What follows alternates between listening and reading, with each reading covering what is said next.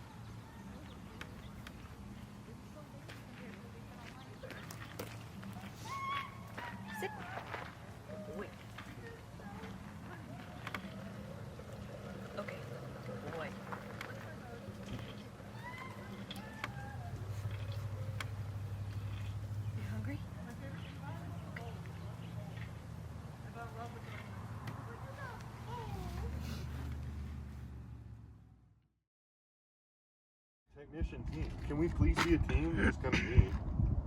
I don't understand. We do need that. I'm happy to. Milady. Ta-da, do. You get the big one. Oh my God, you love me. I love you too. And we can make way more chicken if you guys get hungry. Thank you. Chicken. You're the best. Chicken is unreal. Yeah. It's so crunchy. I know. And there's no oil or anything on it. It's just in the air fryer. It's so good.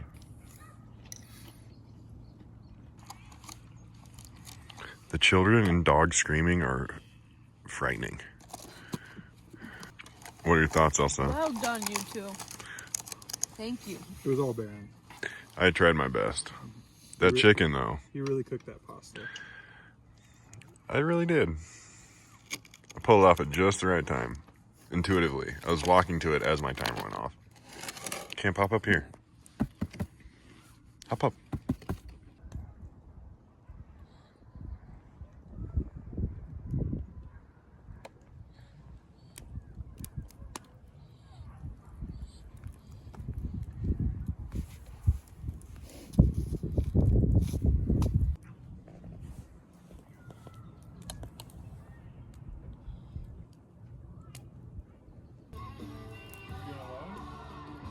I mean, I'm with it if you guys want to.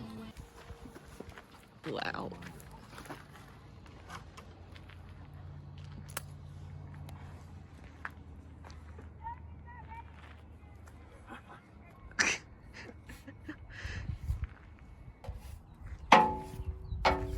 Hi, good morning. Good morning. Hi, Moose. Can you give me a tour? Oh my God, did you get another bike since we last saw you? No. You always have three. I always have 3. I just filled out my map again. So I added the Iowa stuff that I did, and then coming back to see you guys here. So this is where you began. Yes, I've been back there several times. The colors are of the year? Yeah, so red was last year, 2020. Blue is this year, 2021. And went down this way through the black pens, all the way this way, and then changed months and did the red pens. And then came back this way. Oh, so the pins are different months. Yeah, I just had like a variety Dang. pack of pins, so I just made different colors, different months. You've even been up in the Northeast Mm-hmm. and the Southeast. Crazy, you've been a lot of places. And next is Oregon. Yes, all up here. That'll be this summer. This is a fridge freezer, 12 volt. It's on drawer slides, it pulls out. And then you can get into it. So we got lots of fridge and stuff. Wow, that's a big freezer. You built all this yourself? Yes.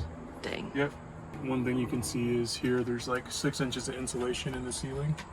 So that goes all the way up into there. So that's all insulation. And then the floor has 5 inches, the walls have 3 inches, so it stays really well.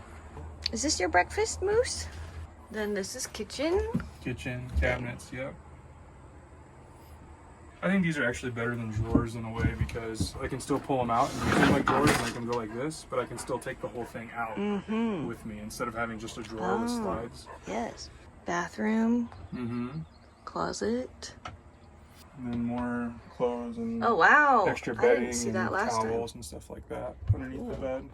And then this turns into another bed too. This will turn into another twin size bed. And then up top is the queen size luxury bed. And then that's where the water heater's at too. Sweet. Well, thank you for this quick tour. You're welcome. So badass. It's like a mansion in here. Oh, and then there's the one thing you probably haven't really seen yet.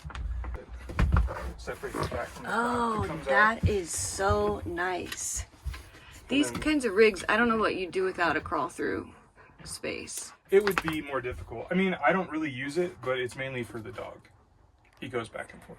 Because he's got his little bed up there. He does. One of them. One of your beds, huh? Well, thank you. You're welcome. You know what I mean? Like, you're just documenting what you're doing. Right. Yeah.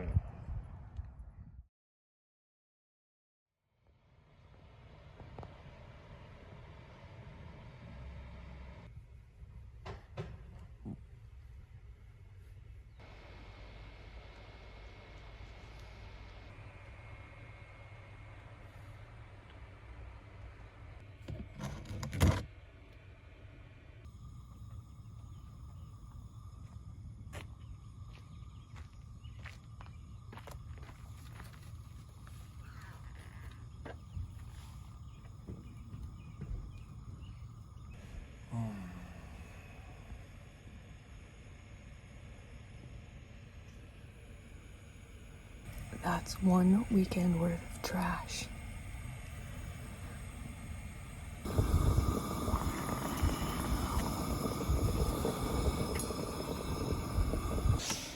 Good morning. Thank you. So what was the prognosis with the car yesterday? They got the motor all put in, and it started right up and idled great. And the only problem was, well, it didn't start right up because we had to bonk the starter to get it to turn over. So it just needs a new starter, and then Hopefully that's it. But yeah, I got a lot done yesterday.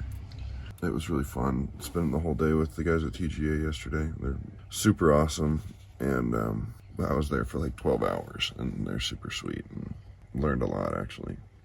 So all good.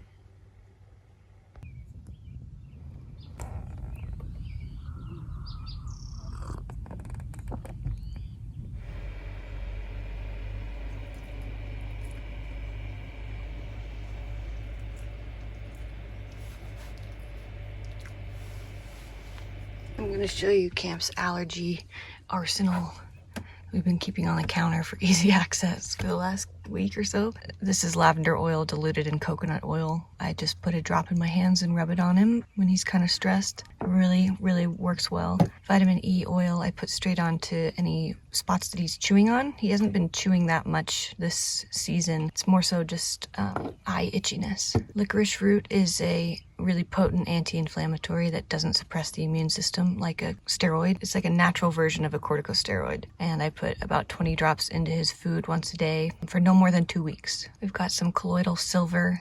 I will put this onto a baby wipe and rub it onto his eyes to help prevent infection. We've got some canine CBD, 250 milligrams. I'll give him a few drops of this when he's stressed out. CBD works really well for him. And coconut oil, I put a little bit of this on a clean baby wipe and wipe it on his eyeballs when they're really dry or bothering him. And we've got some Benadryl, but Benadryl has really never worked very well for Kamp. It makes him just really weird, really drowsy and uncomfortable. So we give this to him only once in a blue moon as kind of a last effort. Seems like today, when he puts his head back, the mucus is like going back into his throat, and that freaks him out. So then he starts having like coughing fits. So I am gonna give him some Benadryl. Hopefully this will cut back on the mucus, and hopefully in the next few days we'll get back to the desert where there's a lot less pollens. And if he sleeps all day, that's probably a good thing. It's a jar of bacon fat. Just a little bit. Enough to cover the Benadryl. Ooh. Chorito. Good boy. That was easy. Yikes, he's blowing his coat right now too, of course. There's no amount of brushing that will get all the fur out of him. Oh, sad little thing. You're a loved little guy. Special needs guy. Yeah. Good boy. Oh, there he is. Good boy.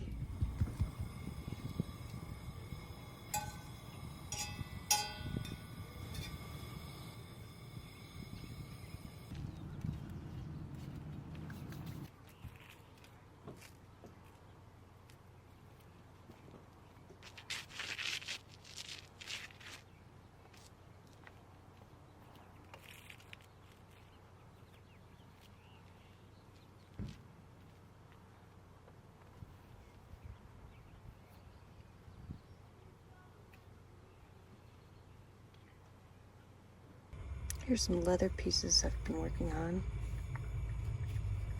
Wallet. Mostly just wallets. Big wallet.